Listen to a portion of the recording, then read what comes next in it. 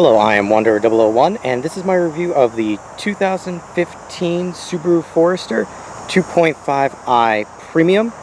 I'm going to preface this with, this is my car. I am not a car reviewer. I am the car owner of this particular car.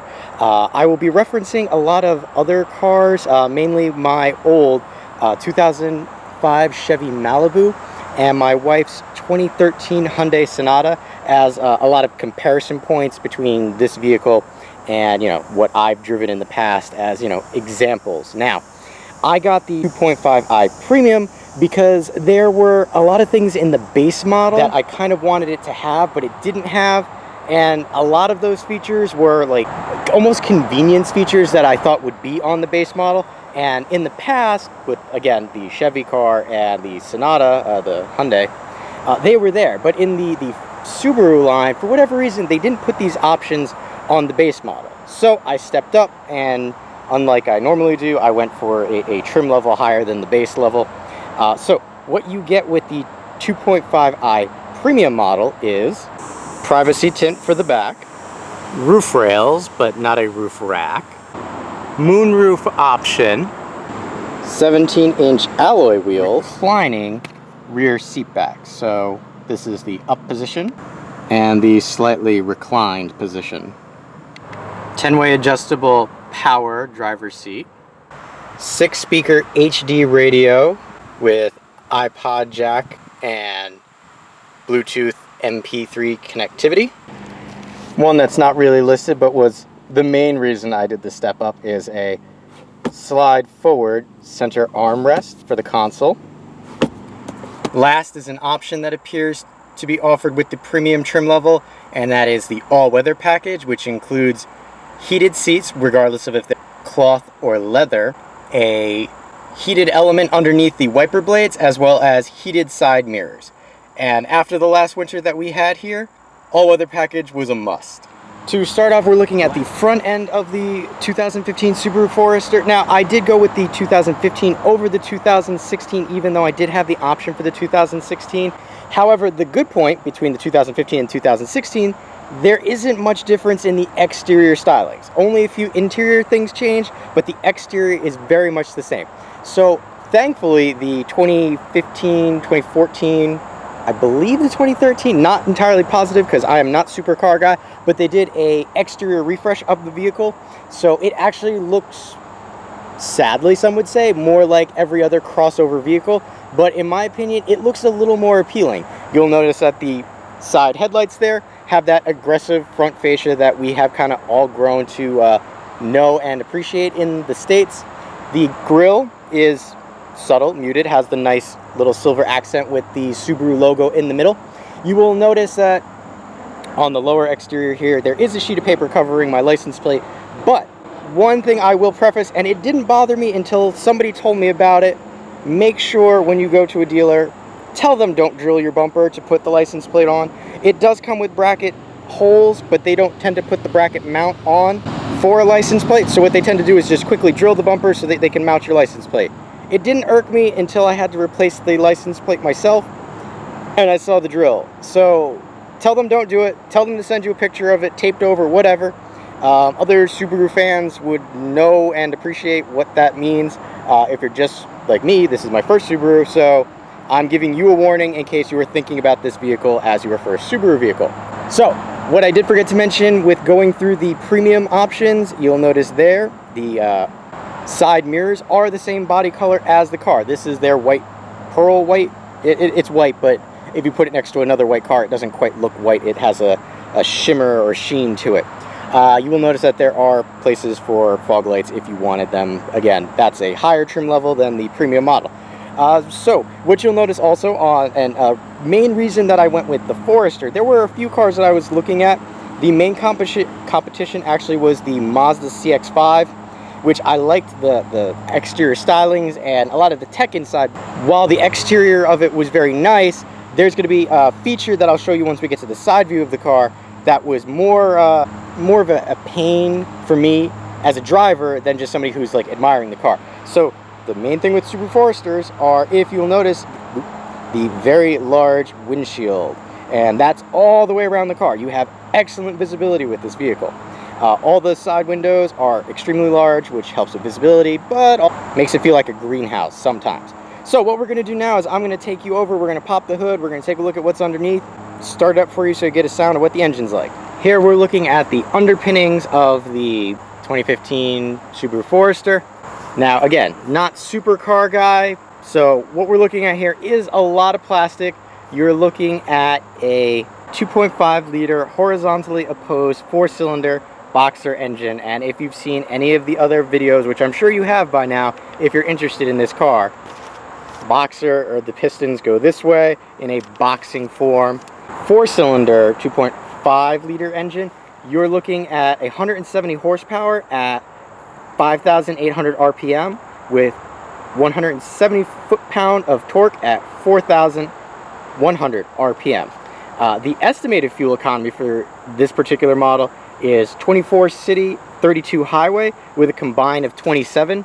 Now I could tell you from the time I've been driving this vehicle, I've actually met the combined numbers and even exceeded them in some cases. The average that I'm getting is about 27.5 mpg. I've had a maximum of 28.1 mpg and a low of like 27.1 when I loaned the car to my wife for a couple of days, and she does all of 5 minutes to and from work.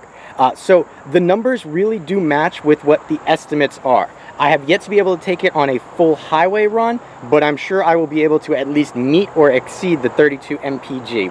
One of the big things with Subaru, and I've seen in other videos, is they do make it ridiculously simple to do general maintenance on the vehicle.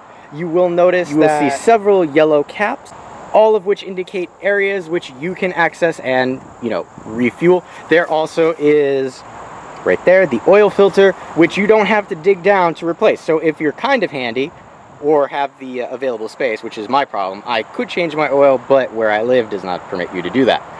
But it's right there, you can grab it. Now, I know what some of you might be worried about, because I was worried about the same thing, and that is the consumer report about the fuel consumption for the Subaru Foresters. Going back a couple years and going to, I believe, the late 2014, early 2015 models. I still think it might be a 50-50 gamble. I'm not entirely sure. With my particular car, I have been watching it like a hawk. I've been checking the dipstick like every other day, and I haven't noticed any excessive oil consumption. My buddy who owns a 2015 Subaru WRX says that Subarus tend to be a little more oil hungry than other cars, and I can't agree exactly with that. It shouldn't be more hungry. But with mine, which was manufactured in May of 2015, I haven't noticed any extra oil consumption. And from what I've heard and read on forums, it seems like the later model 2015s, they resolved whatever the particular issue is. They added an extra gasket somewhere, which takes care of that problem. So if that's your concern, ask your dealer. You'll be surprised what they may or may not say. The particular place that we went, I asked him about the problem, and he said, you shouldn't believe everything you read on forums. And I told him, Consumer Reports isn't a forum, it's an actual publication. And that made him say, oh, well, it's just the turbo models of the car. Yeah, it was all, like, pretty much everything. The Outback, the Foresters, the WR, everything had this particular issue. Don't let that deter you. Like I said, I haven't had any problems. I can't guarantee that you won't have problems, but right now I have not, and I'm really, really happy with it. Now, I did mention there is a turbo option for the Forester. Why didn't I get that? Two reasons. In my opinion, turbos would have more repair costs, and two, you get the extra fuel cost for the, miles per gallon, as people have told me. What I'm going to do is I'm going to show you what the 2.5 liter engine sounds like when I turn it on. I'll give it a little rev just so you can hear what that sounds like. Hopefully there's not too much noise around. There is a lawnmower somewhere and I can't find it, as well as I'm getting a little more road noise than I had anticipated. But I'm going to give it a start, let you listen.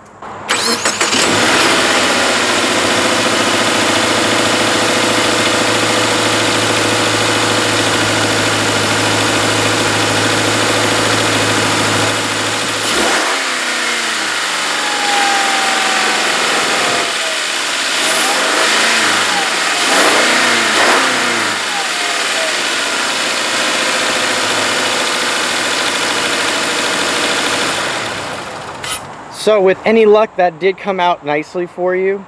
As I did with my wife's Sonata that I did a review on, I forgot the key.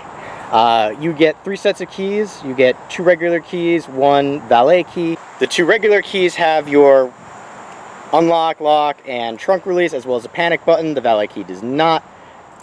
It's nice that they have it integrated into one thing instead of having a fob as well. The one thing that I don't particularly care for is the range. The range of this is really bad. I mean, from the add-on, I had a remote starter put in my other car, and I could stand in my house and be parked a bit of ways away and still be able to start the car up. This one, I cannot do that. I actually have to be out in my parking lot before I can start it. A minor thing, so don't let that deter you, because you could always put an aftermarket remote start in if you want, which I am considering. I did also forget to mention that with this particular engine, it is a CVT. For those of you who don't know, it stands for Continuously Variable Transmission. Now, here's where I'm going to throw some extra little bits of information in, because I've heard this said to in a lot of other reviews as well, and it was when you're using the CVT model of the Forester, you get a lot of rubber banding. Now, I did not know what the heck rubber banding referred to. The easiest way that I can explain it to you after driving the car for a while is that when you step on the gas, the car starts to go, which will expand, you know, opens the rubber band. But then the CVT pulls back, and it almost feels like you're not quite getting as much power as you should. So step on the gas, it starts up really good, but then kind of pulls back to try and you know, drop the RPMs into a more fuel efficient mode. Some of you may be wondering if 170 horsepower is enough for you. In my day-to-day driving, it's perfectly fine. The most I do is like 55, 60, depending on where I'm cruising to, with a combine of some city driving. I have found it lacking in off-the-line starts. If I need to push it a little higher, it'll rev the engine, and it just feels like it's getting really loud. It starts off really good, and then the RPMs just kick up and it gets really loud, and it doesn't feel like it's quite got that urge into traffic potential. Likewise with passing on highways, it requires a little more calculation on your part, knowing the distance that you need to travel before you'll be able to pass the car in front of you. The only other time that I found the power to be lacking is going up, there's an area by me called Perkins Memorial Drive. It's a long, windy road up a mountain, and I had the air conditioner on, and at some of the steeper points of the climb, I could feel it, you know, the engine was, I won't say struggling, but you can always feel when the engine's working a little harder than it normally does, and I could definitely feel that the engine was not straining, but working a little harder to get up the hill. With that said, one last thing for the engine compartment is we'll look over here, and this is something that I like that a lot of cars are doing, but not all of them are doing, is it's got a hydraulic open and stay, so you don't have to have that bar that goes across, which I do believe the Mazda CX-5 did. But the Forester does have the hydraulic drop, which is a nice feature to have. So here we're looking at a side view of the 2015 Forester. You'll notice that, again, it's not a lot to look at, but what it does have does look rather nice in my opinion. Now, there are some options on this particular vehicle that are not standard options for the premium trim level. They were dealer add-ons, and I didn't really get a say in it. That includes splash guards on front and back. The roof rails are included, but again, like I said when I was doing the pre-roll for this, there are no crossbars included with this, so that's a little but you can always aftermarket the crossbars, which is nice. You'll notice, obviously, giant windows on the side, and this is what I was talking about with the Forester as opposed to the Mazda CX-5. In the rear here, this was like a tiny porthole almost, and the CX-5 has a nicer roof line in my opinion because it's trimmed down, but with that trimming you lose a lot of visibility in these rear windows, as well as the Forester has this little pocket window right there because the side mirror is mounted to the door instead of this little area here, and that little pocket window there makes a world of difference when you're trying to corner and stuff in this car. You can kind of see what's coming ahead of you, and it's really nice. Now, as I stated before, the premium model does get this tinted back window, which is really nice. Currently, I do have the front windows rolled down, but they are regular glass. It's just, you know, see-through, no tinting at all. So what I'm going to do now is I'm going to open the doors and, you know, front and back, give you an idea of what the doors look like opened up. What you're also going to notice, I want you to pay attention to, is this black trim right down here, because I'm going to explain something to you in 1 minute. So here we go, we got the front and back doors open. You will notice that they open really, really wide, and that is another benefit of this particular car. You'll notice that the front door does open rather widely, and 8 inches of ground clearance. For me, that's really nice because I don't have to like step up or step down to get in and out of the car. I just kind of shift my weight, and 1 foot down, I'm already good to go. I am 5'7", so you may be different if you're a little taller or shorter than myself. In the back, you will notice, and I will shift the camera back a little more so you can see, the rear doors do open much wider than you would normally see in a crossover vehicle or in a sedan, which is kind of why my wife and I decided that this was a better option for us. Now, granted, we don't have children at this time, but we do have a cat. Well, 2 cats. And getting a cat carrier in a sedan is not a fun thing to do. So with this car, at least the rear door opens up a little further, so it's easier to slide the cat carrier in and out. Like I said, I'll show you that in a moment. What I do want you to notice is the positioning of the driver's seat and the passenger seat. Notice this is stadium seating, so your passengers in the rear sit slightly higher than the people up front. This allows for better communication between the 2 people. Now, so what we're going to do now is I'm going to bring you a little closer to the rear door here to show you just how wide you're actually getting for the opening. So with most cars, and sedans included, this is generally the position that you would have for the opening of the rear doors. Now with this one, like I showed you before, that's how wide you actually have for this car. I mean, it makes it much easier to get things in and out of the car. I haven't had, well, we have put the cat carrier back here a couple of times, and it has been much, much easier. So keep that in mind. Child car seats, if you have them, will be much easier to get back in the rear of the vehicle. And I'll even show you where the tie downs are for a child seat, because Subaru makes it ridiculously easy to locate those. I did totally forget to mention, because I did point out the black trim here before I opened the doors and forgot to show you what I was talking about. So I closed the rear door and opened the front door just so you could see. Notice that on the rear door, the black trim is there, but on the open door, it is not. That's because it's actually built into the door itself. So it's a little thing that actually makes a big difference.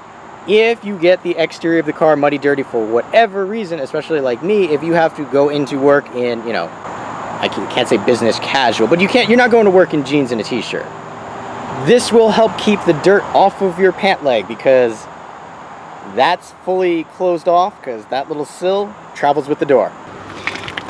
Alright, the last thing I'm going to show you on the side view of the vehicle are the tires themselves. Some people find this interesting, others may not. These are the stock tires that came with the Forester, and they are Yokohama Geolandar G91s. And we're just going to come over here and show you what the thread or tread pattern, depending on your nomenclature, just to show you what the stock all-season tires look like on this vehicle. In my opinion, the thread patterns are not great. They'll do you pretty good in the summertime, but winter might be interesting. As it is not winter yet, I am not sure, so I will have to test them out and find out. But these are the stocks that come with the car, so give yourself an idea of what that looks like. Alright, so now we're looking at the rear of the vehicle. It's not a lot to look at. In the premium model, you do not get the little spoiler. You do not get the spoiler across the back. And after I got one for my Malibu, I said I would never do it as an add-on again, because with my Malibu, to make my car look less like a mommy sedan, put a spoiler on the back of it, and, oh, well, it was a stock spoiler, but it was like $175 just for a spoiler. Never again. So spoilers come on the next trim level up if that's what you want. But in my opinion, if you're going to be sliding things onto the roof here, the spoiler is just going to get in the way, because it's going to stick out a little more. Again, the back is nothing really to look at. The brake and rear lights are rather nice. They're a little bulgy, sticks out, kind of gives it a little bit of dimension back here. On my model, I only have the single tailpipe. I do not have the chrome tailpipe cover. And again, you might be able to see the splash guards back there. Aftermarket, again, this is an option that was added by the dealer, and that's the bumper guard here, which is rubberized. On the Sonata that my wife has, it also has a bumper guard, but if you see that video, it's actually like a bumper sticker, which does absolutely nothing in my opinion. This thing, however, actually does offer some level of protection. So what we're going to do now is we're going to get up nice and close so I can show you how to open the rear hatch, as well as where the backup camera is, because yes, all Subaru models do come with backup cameras. Now, some of you might be wondering what this little box is. You might have seen one on the front bumper as well. That actually is a tow hook accessibility area. So I will show you once we get inside. There's a little tow hook, and you pop that open and you can screw a tow hook right into the frame of the vehicle. So that's what that little box there is. You will notice that this is the PZEV model, so the partial zero emissions vehicle. If you are a nature lover or just, you know, want to put less pollutants out there. Again, you also have the symmetrical all-wheel drive badging on the left. Now, one thing that they do not tell you with well, at least with all-wheel drive vehicles, if you happen to damage one of the tires and it cannot be patched or plugged or whatever, you actually have to get yourself 4 new tires, because the way that the symmetrical all-wheel drive system works, the tires themselves all have to be within a tolerance range of the same level of rubber still left on the tire. So if you have one that's a little less, it's going to throw the entire system off. So keep that in mind, because they're not going to tell you that. It's not a bad thing, but it's something to keep in mind. In the future, it will be an extra expense. It also means that when you change your tires, you're going to have to change them all at once. So under the fluttering piece of paper here, you will notice to the left of that, this is the backup camera. It's not a great camera, but it does do something in, you know, helping you back up. I will show you some examples of what the backup camera actually look like once we get to the interior of the vehicle. I'm also going to shift the camera down a little bit so you can see that rubber that I was talking about here, which is very nice. Now, the one thing with this vehicle, as opposed to a Blazer that I've had in the past, I would not recommend stepping on the bumper to access the top of the vehicle. There are other means by which you can do that. So, to open the back of the car, you either use the key fob, or right here underneath the Subaru logo, there's a little touchpad. You touch it, you hear a little click, and then you can open the car. So, I will open it up now and show you what that looks like. Now, this particular model does not come with an automatic rear gate. However, it's not terribly difficult to open and shut it. It also is rather tall. Again, like I said, I am 5'7", so I'll take a walk over underneath the lift gate there to give you an idea of just how much headroom there is.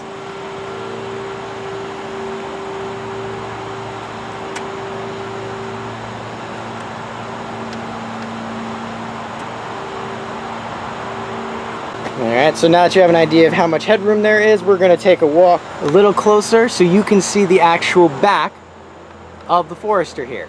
Now, currently the seats are in the upright position for having passengers.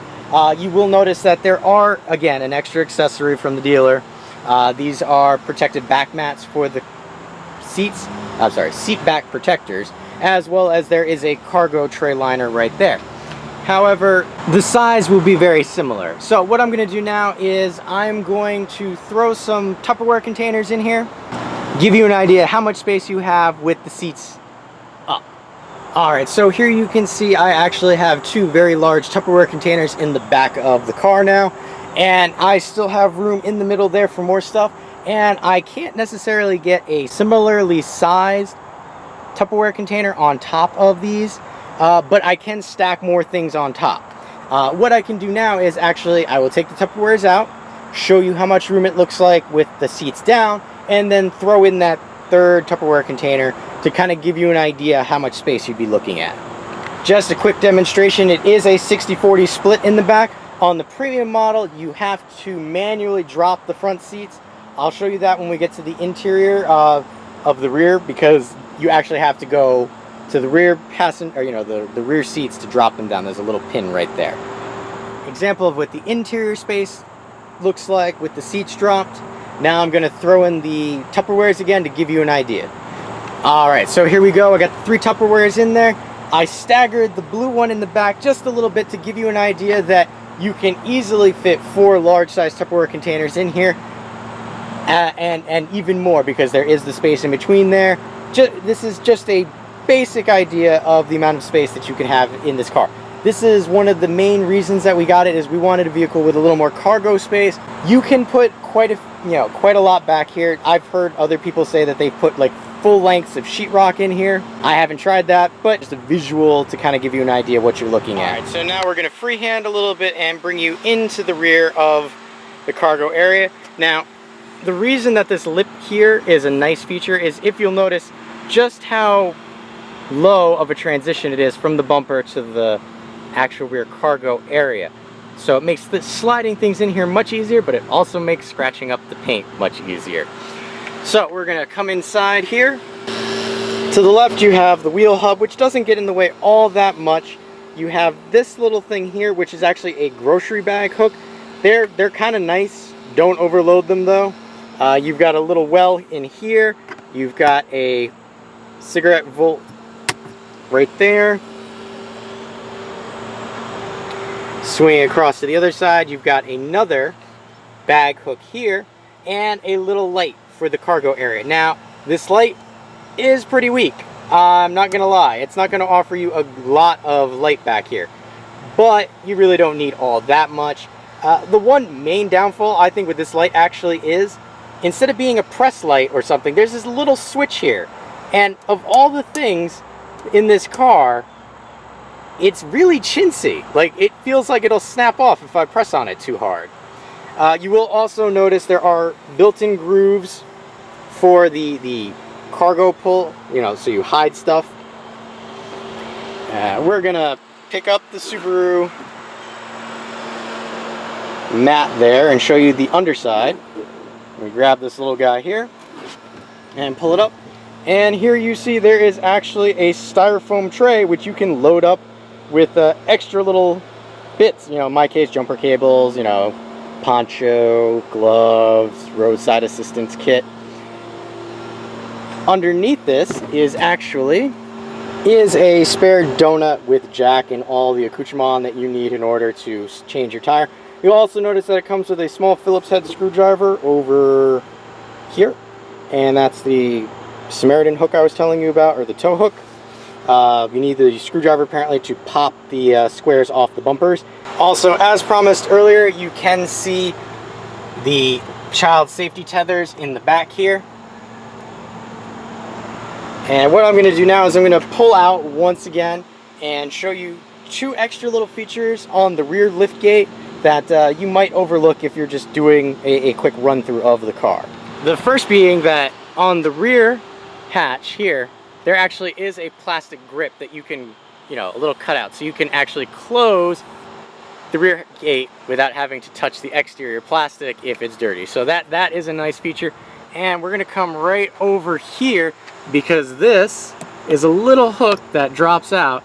They call it a lantern hook, or clothes hanger hook in my opinion, but it's a little lantern hook. So I actually have a lantern and I will hook it here so you can see what that looks like on the car.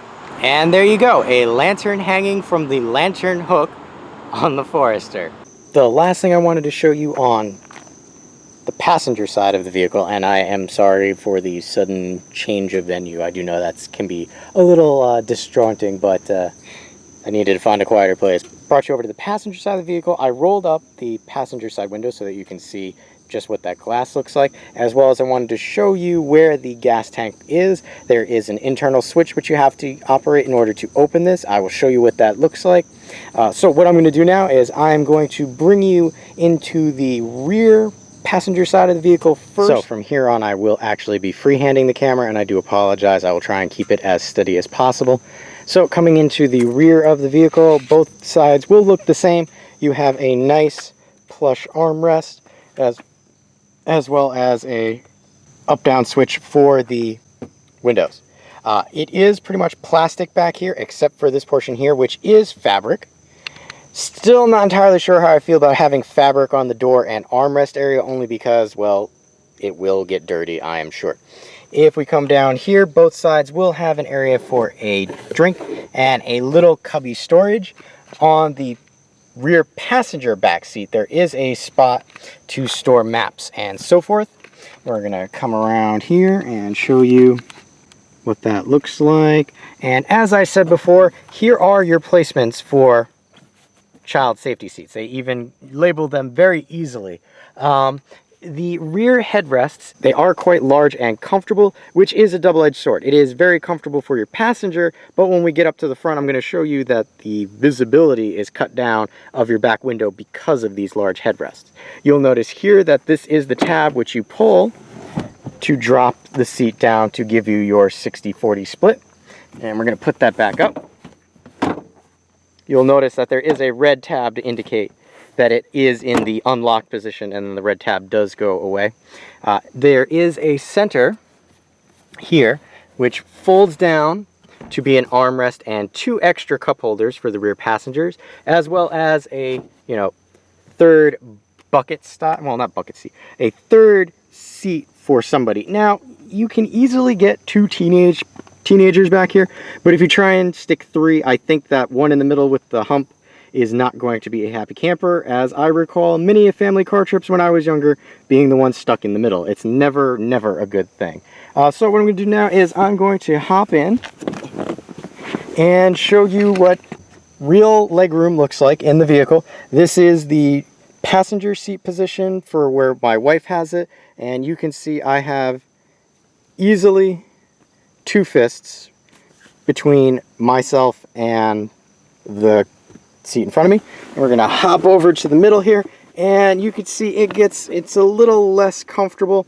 I have to put my feet on either side of this hump in the middle, and if you are crunched up here, it's not going to be comfortable at all. So you're going to take up a little bit of your friend's legroom, which they might not appreciate very much. And coming over to behind the driver's seat, I have my driver's seat up a little further because I like to be a little closer to the steering wheel when I'm driving. But you can see here is 1, 2, roughly 3 fist length. So there is plenty of legroom back here. You will also notice that in the driver's side especially, there is this nice cutout to give you a little extra space if you're behind the driver, if they do like to have their seat back farther. We'll just take a pan back here, give you an idea, because there are blank handles back here and up front for all positions. Now, the one thing I don't understand, and with other cars, you tend to get like not a laundry hook, like a dry cleaning hook, so you can hang your clothing off of a hook, but they do not seem to have that in the Forester. What you are seeing, though, as I pan up front, is the giant panoramic moonroof. Now, this was an option that I was not entirely sure of at first, but it came in the premium, so I ended up, you have no choice, you have to get it. It is, as far as moonroofs go, I've seen other cars with moonroofs, even similar class cars with moonroofs, and this is the biggest one by far. Now, I do have it open to make it a little easier to film inside, but it does help a lot. It lets in a lot of light. It gives you an interesting vantage point, even from the rear. As you can see, I'm in the rear passenger seat of the vehicle, and I still have all this sky that I can see. Now, one thing I do like about the moonroof, especially during the hot summer months, you open up the moonroof and it lets the hot air out really quickly. In fact, if you roll down just the front windows and the moonroof, 9 times out of 10, you won't need to use the air conditioner all that much. Probably 90 degrees with a little bit of humidity, and I haven't had to use the air conditioning too much. One item I did neglect to mention was with the center seat, you might ask yourself, where is the buckle? Well, part of the buckle is right here. If you move this little Velcro piece out of the way, that is a portion of what the buckle buckles into, and then the actual buckle is over here by this other Velcro piece. Now, the belt itself loops up through this here and tucks away neatly into the ceiling. And when I say neatly, I mean it doesn't just sit here and flop around. I mean it actually tucks in. There's a little bit this way where this buckle actually tucks into along with that buckle, and it hides itself out of the way. Now, when you want to use it, you come down here, you loop it through this portion here and come down, and what you're going to use is this small buckle in this area here, Just make sure you have the part going the correct way, and then you have a functional middle buckle. Now, you might ask yourself, well, how do I get it out of here? Well, they actually think about this, and there's that little notch right there in the back. What you do is you use the buckle here in conjunction with the notch to release the buckle here. So you don't actually need a separate tool. And then it just, like before, goes back up through the little notch there and conveniently tucks away. All right, opening up the driver's side door just so you can get an idea what you're looking at here. There is underneath there a puddle light, which I will show you in a moment.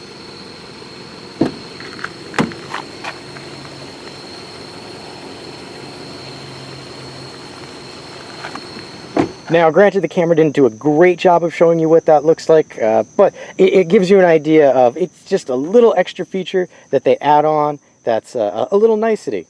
So we're going to come over here to the door panel. Just like in the rear seats, you do have this thickly cushioned armrest, as well as the plastic and fabric area. Again, not sure I like the fabric, but what are you going to do? You have this metal toned grip here. This is not actual metal, that's just plastic that's been painted. It's a nice place to grip to shut the door. As opposed to the doors in my wife's Sonata, these don't quite feel as solid as those doors. They're still heavy doors, but they don't quite give that satisfying thud that the other ones did. Coming over here to the driver's side door panel, you've got window up and downs for the back. For the front, you got an auto up and down, which is part of the premium package, which I neglected to mention before. You have passenger window controls. You have the turn the windows on and off. Now, in my Malibu, this only did it for the rear passenger windows. In this, in the Forester, it does it for all the windows except for the driver, which is kind of a nuisance that my wife doesn't really appreciate. You've got your lock and unlock, as well as here are your mirror controls. One minor nuisance with the side panel here. When you turn the ignition off, all of these, well, power windows stop working. The radio stops working. I mean, in my other car, I could turn the ignition off, and for about 10 minutes, I could still use the windows as well as the radio. Here's your door handle. Now, one of the big things that I don't particularly care for with the car is when I put the car into drive, it does not automatically lock the doors, as well as when I put the car into park, it doesn't automatically unlock the doors. It's a minor inconvenience, but it's just that. It's a small little thing to consider. Here you've got your handles. Now this is another bone of contention for me. These handles do feel really cheap and chintzy, and they are small. I don't particularly care for that. Here we're going to swing over to the side mirrors. They are a decent size for what they are. It seems to be about an industry standard for that size. It is a heated side mirror, as I stated before, because it is part of the all-weather package. I do want to put cheater mirrors on here, but I need to find something that will fit in this corner. I don't think the circular one will work quite as well. So if you happen to be watching this and are a car enthusiast, let me know what type of mirror, like cheater mirror, like the double back tape thing that I can stick on there to get a little extra visibility. Now we're going to come back down the side panel here and show you this. This is the side area for housing extra junk.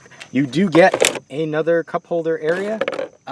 This portion leaves a little bit desired. I've had bigger in other cars. I mean, just having the map in there feels like I've overstuffed it more than I should. So we're going to swing over this way to show you the driver's side seat. Both the driver and passenger seat are fairly similar. The only differences on the driver and passenger of the premium model are the driver's side is powered, the passenger side is not, as well as the driver has a back support here, which can be altered using this here. It's just a little air bladder that fills up to give you lower back support. The cushions are very cushiony, obviously. I do like the slope of the seat here. The side bolsters are comfortable without being overly constraining. Coming up here to the headrest of the driver and passenger, this was one of the reasons that my Parents got rid of their older Forester was the headrest. It was at a weird angle, it was uncomfortable, and they didn't like it. Well, Forester fixed that.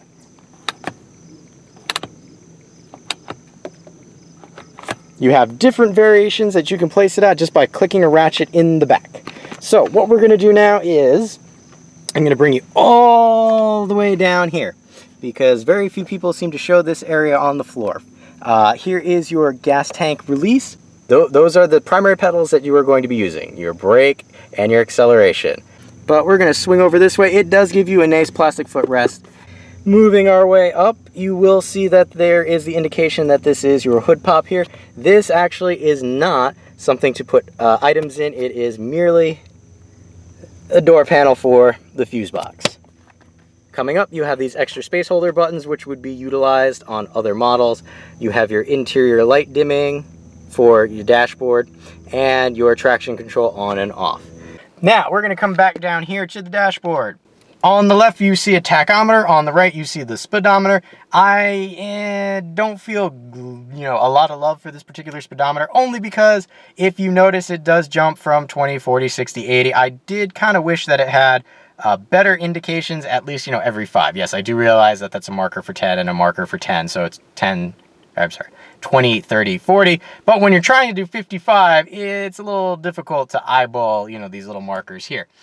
In the center there, I'm going to turn the car on to power mode, and you're going to see one of the big things that I do not like about this car, and that is a digital fuel readout.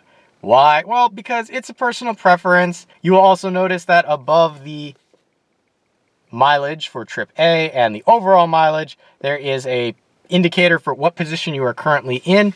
There is also one on the center area, which I will show you in a moment. I'm going to pull back a little bit, come over here to the side. Here is your indicator, so left, right, high beams, low beams. This particular model does not have auto dimming or auto on-off headlights, so you will have to manually turn them on and off. However, if you do leave them in the on position, the second you remove the key from the ignition, the lights will turn off, so you won't have to worry about draining your battery. Coming over to this side, here we have the control stick for the wipers, windshield, front, back. This is another bone of contention for myself. If you'll notice, the intermittent wiper settings. There are only 3 positions for intermittent wipers. On my previous car, I had 5. Right now, I have it in now I have it in the lowest position. Medium position gets me through very, very light rain. Everything but a deluge, I have to put it down to this lowest section, which in my opinion is still very slow. So even with a moderate rain in my old car, I used to be able to put it down to the highest intermittent selection and be okay. With this one, I actually have to put it into the constant wipers, and I don't particularly care for that. It's a little annoying, but again, a minor nuisance. On steering controls, the steering is a tilt telescopic steering. Going back to the onboard steering controls, you have your volume for the stereo, up, down, channel selection, and mode. Now, this is another small bone of contention. Yeah, mode might be a little hard to see there. Bone of contention for mode is that by clicking mode, it does not automatically turn the radio on. On my wife's car, it does. So Subaru, get on that. That should at least turn the radio on. Here you've got your voice commands. Here for Bluetooth paired phones. Pick up, hang up. I'm going to get back up here to these 2 dials because they are kind of... They're an okay feeling dial. They give you something to feel when you're shifting your thumb over it. However, on the Sonata, they felt a little better. They were angled, they were recessed, but you still knew that they were there. However, the one thing I will give Subaru that they did right was these plastic bits are on the center instead of part of the wheel down here. On my wife's Sonata, they're part of the wheel, and I feel it every time I grip, and it annoys the heck out of me. Down here, you have controls up, down, and set, which is for, we're going to swing over this way really quick, that center display over there. I'm going to show you that in a little bit. We're going to come back to talk about the Bluetooth for the phone. Bluetooth for the phone works, not great. Depending on your position of the phone in the car is how it sounds when you're talking on the phone. Not great sometimes, depending on where it is, and better other times. However, Bluetooth music pairing to the stereo works perfectly fine, just letting you know that. Now we'll come over to this side and we are looking at your cruise control settings. So setting your cruise control, reset, set, up, increase speed, lower the speed, and cancel. Next thing I'm going to do is I'm going to turn the vehicle on so you can see all the gauges doing what they do, as well as hear the cabin noise for the car when it starts up.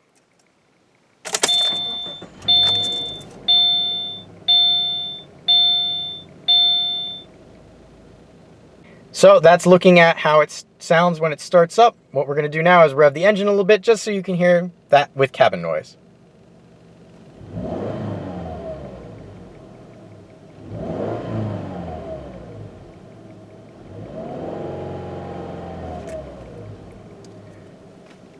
All right, so that's what you're looking at with revving the engine. Coming up to the ceiling, which might be a little difficult to do, and I should have thought this through a little better. You have these sun visors. These sun visors are really, really big, and they kind of have to be really, really big because this is a really, really big windshield. On this particular model, there are no lights on the mirror itself or above, as it was with the Sonata. There is, however, a side pull that you can do. One thing that I don't particularly care for is this here. This is an elastic, like, document stay. I had one of these in a Blazer, and after a while the elastic wore out and it just drooped and I ended up having to cut it off. So hopefully I won't have to do that with the Forester. Coming across the top here, you will see you have your switch for the interior dome light, which is in the back, as well as moonroof open and shut. Here you have your map lights and a little place to put sunglasses or whatever. This feels rather cheap and doesn't quite click as well as I would have hoped it would. Over there you have a similar one, nothing special. Coming across to the rear view mirror, this is another place that I felt a little cheaped out with the Subaru. This is just it's not that great.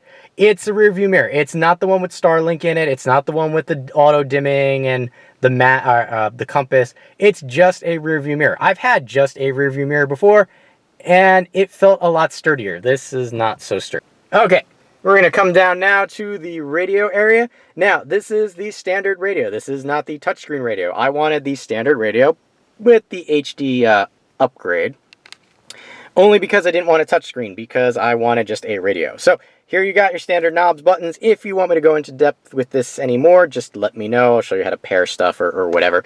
Coming down to the controls for the climate, these I really like. They're very tactile and clicky, and all of them have this rivet of rubberized texture. You'll also notice that you can see clearly a green indication of where it actually is. That is really awesome. And at night, when you turn on the lights, these all glow red, so that's even cooler.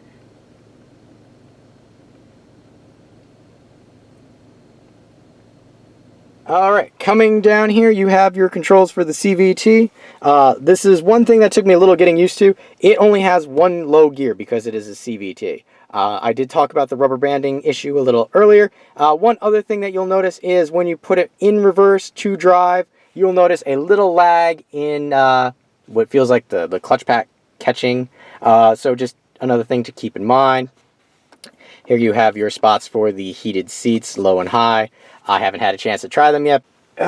You have your center cup holder with little flaps so you can put differing sizes. This is also removable if you wanted. You have a center pull emergency brake. Coming up this way, you do have a cigarette style charging port, as well as some ambient lighting that's right there. I really feel that they should have put another one of these here. There is another one in the center console, but I feel that they could have gotten away with putting another one here.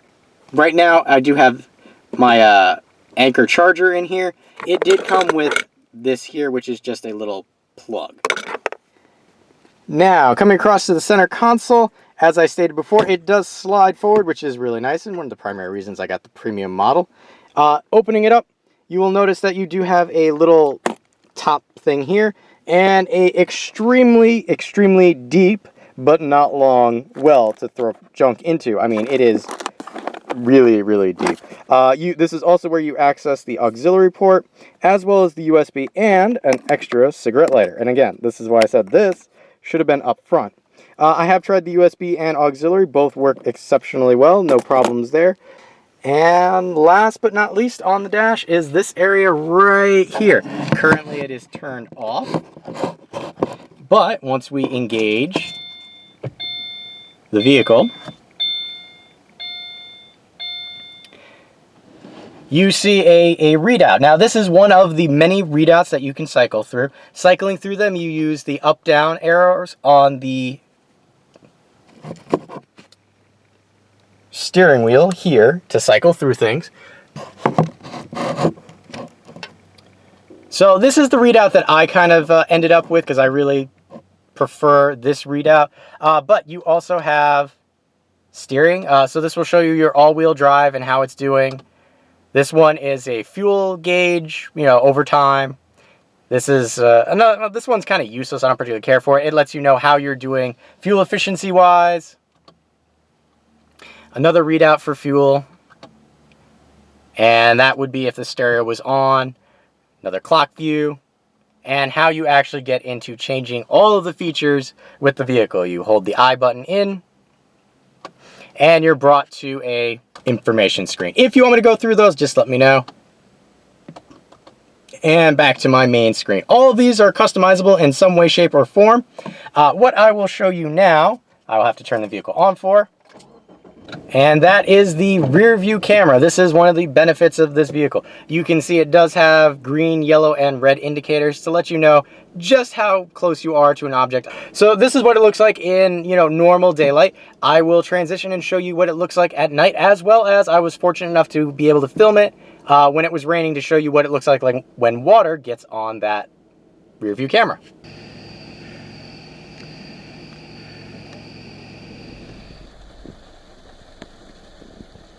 So not even really a downpour, just a light rain. And this is kind of what the backup camera looks like.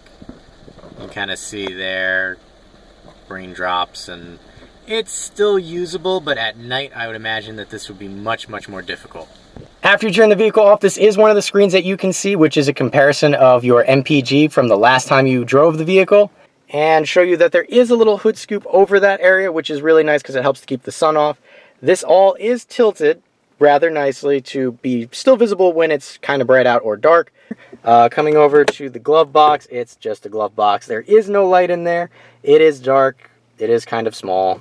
It's a glove box. It's not great. That is one of the complaints I have about the interior of the Forester. I don't mind not having all of the fancy trims, but I wish it had more cubby spaces. I mean, all of this stuff I used to fit in my center console of my Malibu, but now I have to keep it out here in the open, and I don't particularly know how I feel about that. Aside from those little caveats, it's a nice car. As promised, a demonstration of just how the rear headrest kind of cut down on the visibility that you get in the back here. I might actually take them out. I did in my other car, I don't really have rear passengers all that often right now. I don't have children, and I don't have people who ride in the back too often. So I'll take them out to increase the visibility and utilize that giant back window. So again, like I said, I'm not super car guy. I am the owner of this vehicle. I did like it enough that I purchased it. Hopefully you found some portion, if not all of this video, helpful in some way, shape, or form. If there's an area that you'd like me to cover in a little more in-depth, may it be the radio or the backup camera area, show you, the different options that you could do, how to change some of the options, just let me know in the comments section below, and I will try and help you to the best of my abilities. I have been Wander001, and this has been my review of the 2015 Subaru Forester 2.5i Premium, and thanks for watching.